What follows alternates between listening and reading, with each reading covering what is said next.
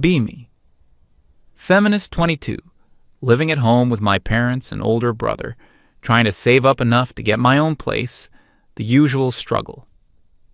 My life isn't that exciting. Work a standard office job, hang out with a couple of close friends, and spend way too much of my free time rotting my brain on TikTok. So this was a few months back. I can't remember the exact day, maybe a Tuesday or Wednesday night. One of those boring, empty evenings where you've already done your laundry and there's nothing good on TV.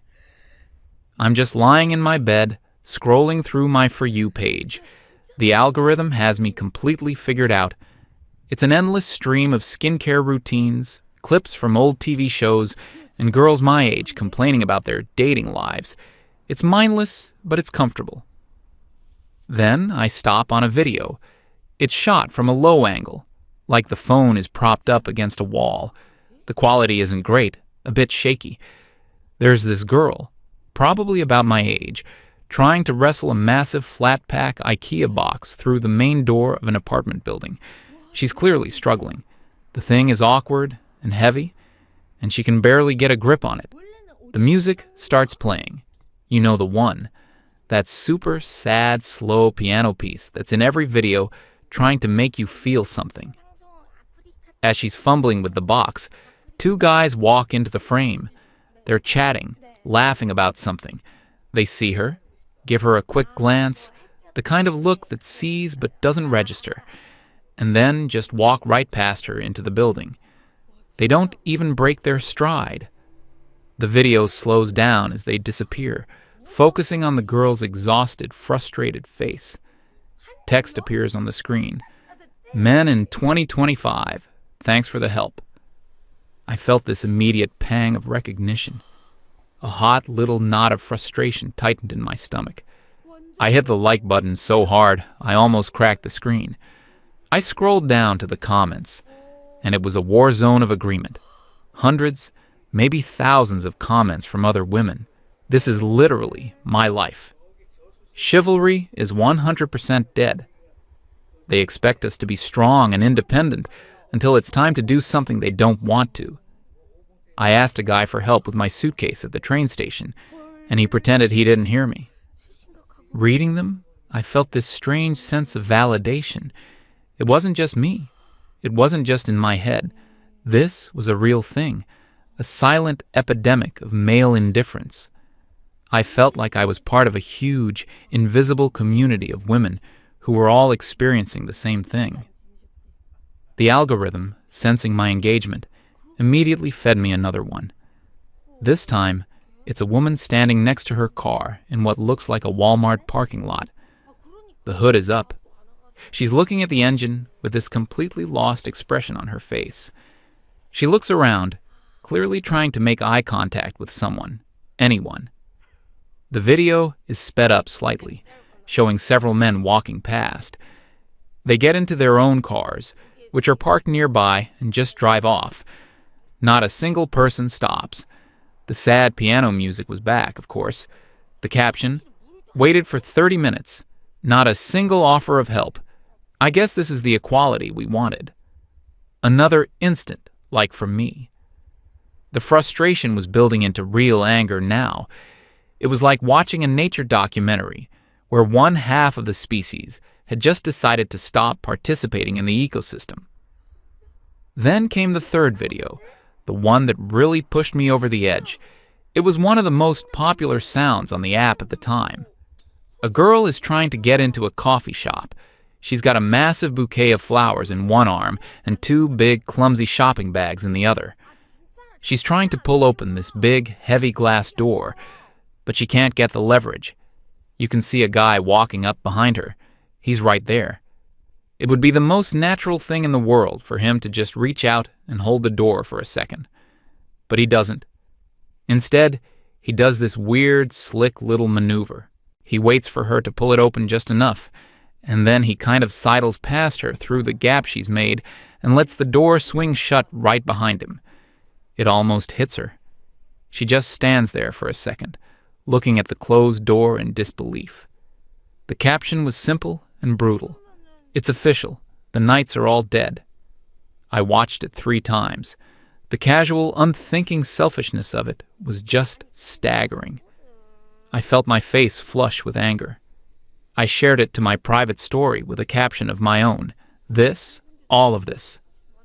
A few of my friends immediately replied with fire emojis and OMG, so true. We were all on the same page. It felt good, in a weird way, like we were all united against this wave of apathy. It wasn't about wanting a man to solve our problems. It was about basic human decency, about seeing someone struggling and offering a hand, and it felt like that entire concept had just evaporated from the male consciousness. I was still stewing in this righteous anger when my older brother, Kevin, came into the living room later that evening. Kevin is 24. He's a pretty quiet guy, works in IT or something. He's very logical, very black and white. We get along fine, but we see the world in completely different ways. He thinks I'm too emotional, and I think he's a robot. He must have seen the look on my face because he asked what was wrong. This was my chance. I wanted to show him. I wanted a male perspective, and I was secretly hoping he'd be just as outraged as I was. Maybe he could explain it to me. "You have to see this," I said, my voice tight. "It's actually unbelievable." I sat him down on the couch and showed him the 3 videos, one after the other. The IKEA box, the broken-down car, the coffee shop door. I presented them like evidence in a courtroom, Exhibit A, B, and C, in the case against the modern man. I watched his face the whole time, waiting for a reaction, a frown, a shake of the head, anything. Nothing. He watched all 3 clips with a completely neutral expression. His face was a blank slate. When the last video finished, he just handed my phone back to me. He took a sip from his mug of tea. He shrugged. "So?" he said. I stared at him. "So? Kevin, did you not just see that? It's awful. Men have become completely useless, selfish jerks." He looked at me, not with anger or defensiveness, but with something that looked more like mild curiosity, like I was a strange bug he was examining. Then he said the words that made my brain short-circuit. "What did you expect? It's all perfectly logical." I think I actually sputtered. "Logical? Logical? There is nothing logical about being a rude, unhelpful person. It's common courtesy. It's basic human decency. What is wrong with you?" I was on my feet now, pacing in front of the couch. My voice was getting louder. "Since when is it logical to watch someone struggle and just walk away? Our dad would never do that. Grandpa would be horrified. What happened to an entire generation of men?" I was expecting him to argue, to get defensive, to say, "Not all men," or make some excuse. That's what guys online always did. But Kevin didn't do any of that. He just sat there, watching me pace, with this tired, resigned look on his face. He wasn't angry. He just looked weary, like he had seen this movie before and already knew how it ended. He let me finish my rant. He let all the angry energy fill the room until it just kind of fizzled out. I was left standing there, breathing heavily, feeling a little foolish. He took another slow sip of his tea, then placed the mug deliberately on the coffee table. He looked up at me. His voice was quiet, completely devoid of any emotion. "Are you done?" I just nodded, not trusting myself to speak. "Okay," he said. And then he let out this long, heavy sigh. It wasn't an annoyed sigh. It was a sigh that sounded like it came from the bottom of his feet, carrying the weight of 1,000 unspoken frustrations. He reached into his pocket and pulled out his own phone. "All right," he said, unlocking the screen. His whole demeanor had changed. He wasn't my detached, robotic brother anymore. He looked serious. He looked like a teacher about to explain a very complex and unpleasant subject. "You want to see why it's logical? You really want to know?" He patted the cushion next to him.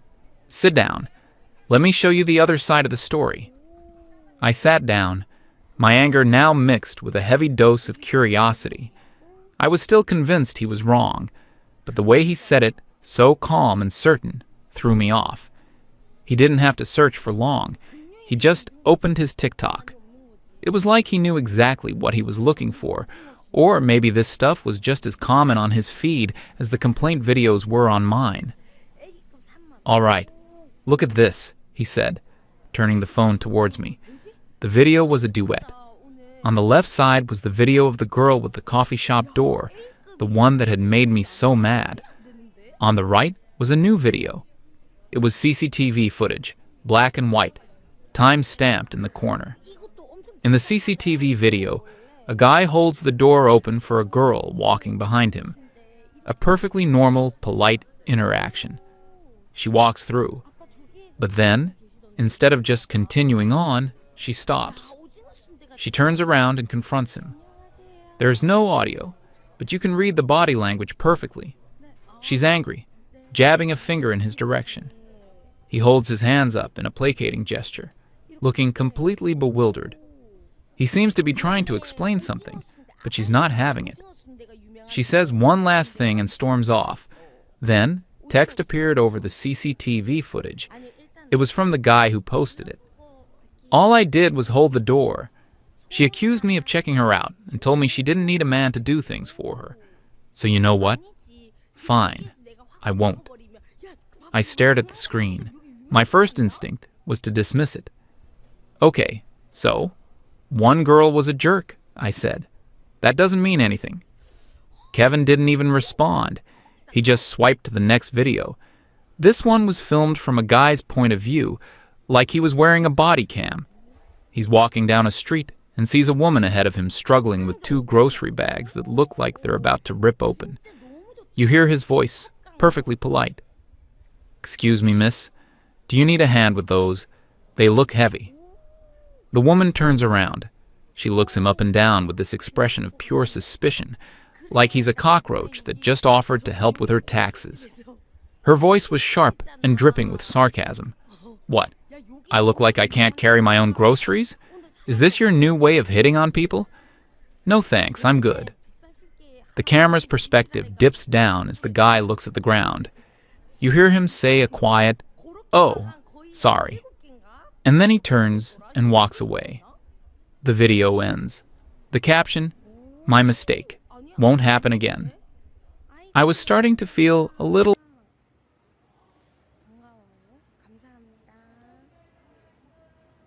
와 진짜 질리더라. 찌꺼 야, 야, 야, 여기다. 그래, 여기 유명했다니까. 봐봐, 여기. 봐봐, 봐봐. 내가 그랬지. 여기 유명하다니까.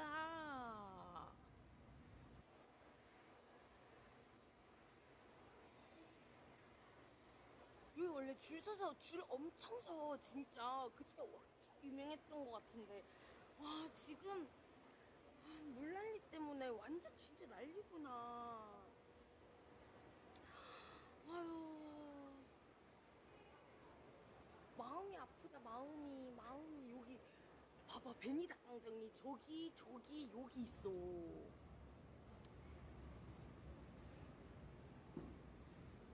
옛날 통닭에 오 호떡에 모자 호떡. 오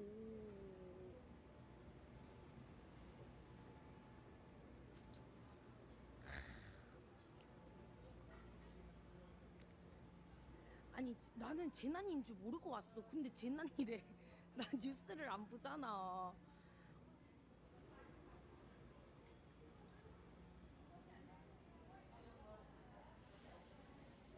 그러게. 아니 아까 보니까 뭐 어디 불쫄면도 뭐 예니 김밥? 맞아요.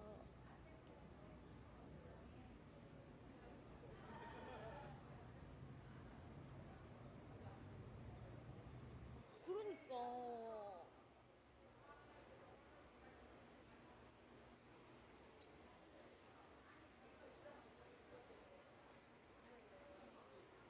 근데 나는 베니 닭강정은 나 혼자 먹기 투머치니까 내가 봤을 때 닭강정을 먹을 것 같으면 아까 5,000원짜리 우와, 물에도 있다, 물에. 우와, 건물에도 있어. 진짜 신기하다. 오, 가자미 물에, 육회 물에? 육회 물에? 신기하다. 베니는 없어. 봐봐, 줄 서잖아. 여기 존나 유명한 집이라니까, 요 집. 아니, 근데 거기 김밥집이 어디 있는 거지?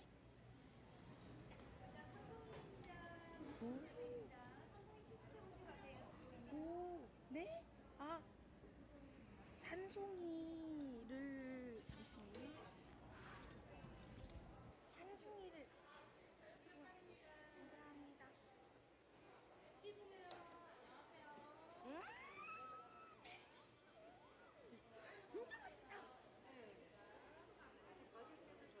엄청 향긋해.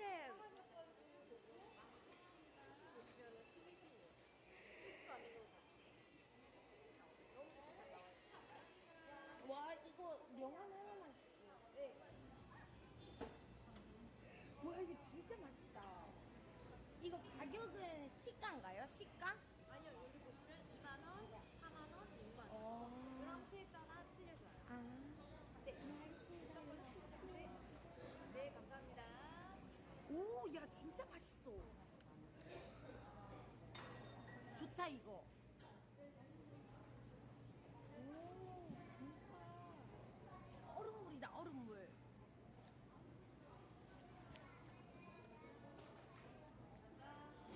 아니야, 지금 사면은 짐일 뿐더러, 뭐 들고 가서 그거밖에 안 되니까 내가 다음에 시키려고 하는 거야.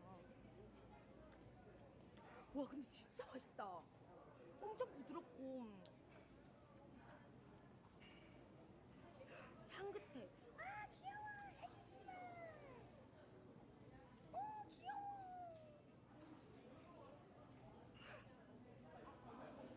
나 예전에 여기에서 여기에서 장칼국수 먹었던 기억이. 참기름 기름장에 찍어주셨어. 와, 진짜 향긋하다. 아직도 냄새나. 카메라도 햇빛 받는다고. 네, 맞아요, 양산. 하하하. 맞아요. 햇빛 받으면 안 되니까. 예? 여기에 갑자기 뜬 거, 뭐 여기 화장실 있어? 아, 화장실 있구나. 깜짝이야. 아, 여기에서 그거 먹었다. 들깨 옹심이. 아, 근데 나는 옹심이는 내 스타일 아니다. 여기는 화장실 되는 것 같은데? 내가 한번 다녀와 보도록 할게. 잠깐만 기다려봐.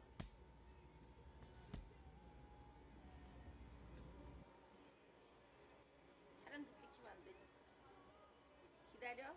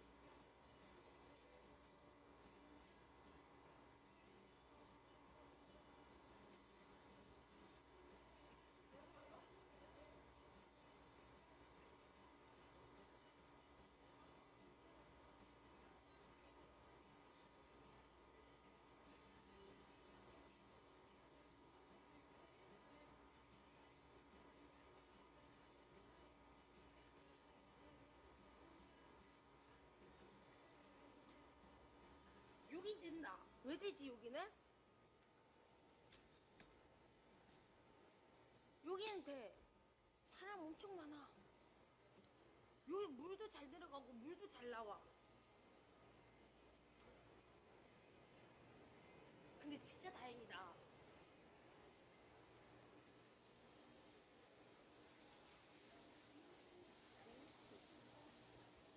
오.